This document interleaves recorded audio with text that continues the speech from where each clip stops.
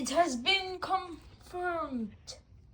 Harasara has been defeated by the overwhelming forces of Crumlum and Zaytun. You know that right. You heard that right. Harasara, the biggest hobo of them all, has been defeated. Now, that is not the point of this video. The point of this video is to discuss Crumlum's new country. Crumlum, the general that defeated Harasara and the Hubus and Haman Saman. It is called the Soviet Despotate of Crumlum. Like it suggests, it is actually a communist country. Why is that? Well, you're about to find out. To really figure out why Crumlum made this country, you have to go back to the siege of Constantinople. Constantinople was the capital of Gutstein land. Gutstein, the king of Rusland, Gutstein city was brutally sacked by the Harasara's forces. However, Zaytun came and with the help of Crumlum defeated Harasara in an impossible battle. Now, Crumlum and Zaytun and Gutstein could have just stopped there. However, Zaytun ordered General Crumlum to launch a daring counteroffensive against Harasara. During the great battle of the Fridge, though Harasara was greatly outnumbering Crumlum and Crumlum's force, Crumlum still managed to pull a shocking defeat upon Harasara and Haman Saman. Himan Siman. So, Crumlum retreated back to the capital of Zaytun's empire, Zaytuna-Fuzia. However, when he retreated to Zaytuna-Fuzia, Harasara was a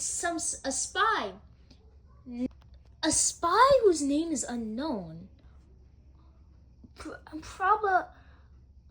is probably Hakimi, told Emperor Zaytun that Harasara was planning to launch an invasion of Gutstein's kingdom.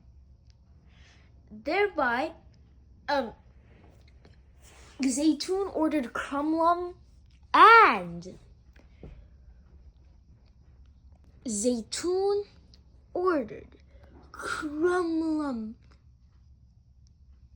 and Gutstein to launch another counteroffensive. Gutstein did not come on the voyage. However, Crumlum and his small but powerful force swiftly defeated Harasara and Harasara's other Hubu friends in a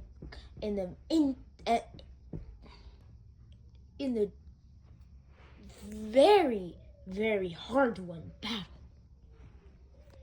More victories came one after the other.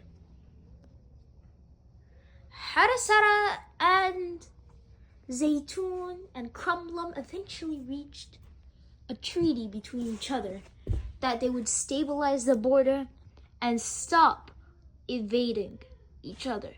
However, as Harasara proved in the past, Harasara could not listen to those orders and thus invaded Zaytun's land again.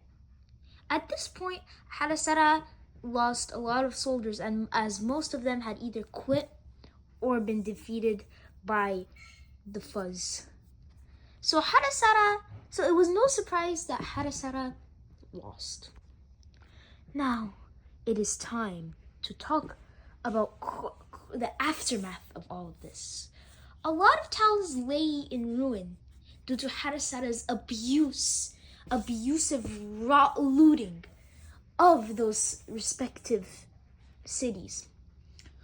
Harasara pillaged ancient monuments.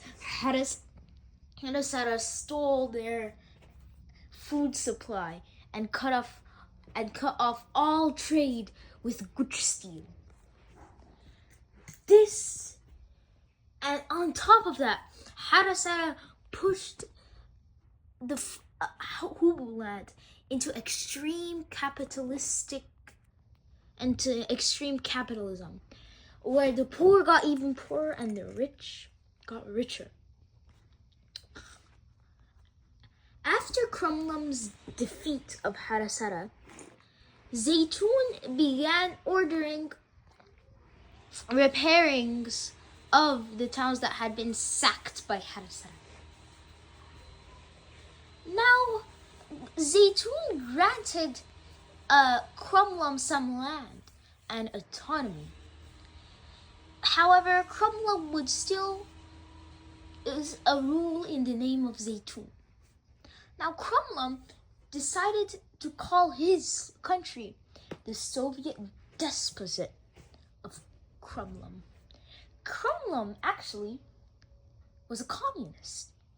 Now, the people of the Soviet Despotate of Crumlum actually liked communism after living in years of a capitalist rule. Communism brought relative peace to the Despotate, and thus did a cultural resurgence occur.